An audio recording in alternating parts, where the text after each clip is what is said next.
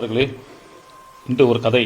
சில மரங்கள் காய்கனிகளை தருவதில்லைத்தான், ஆனாலும் நிழல் என்னும் அன்பை புரிய ஒரு நாளும் தவறியதில்லை. அந்த கிராமத்தில் முத்து என்ற மனிதர் வாழ்ந்து வந்தார். சிரிக்க தெரியாதவன் சிந்திக்க தினம் வாழ்வில் சிறப்பு பெறுவதே இல்லை. ஒரு நாள் ஒரு பெரிய தவறு நடந்தது. அதை மறைக்க பலர் பொருத்தமான பொய்களை தேர்ந்தெடுத்தார்கள். சற்றே பொய் சொன்னால் நல்லது நடக்கும் என்றார். ஆனால் முத்து மௌனமாக நிமிர்ந்து நடை போட்டார். உண்மையை பேசி வாழ்வதே சிறந்தது தர்மம். பொருத்தமாக பொய் பேசுவர் கடைசி வரை யோகியமாக தோன்றலாம்.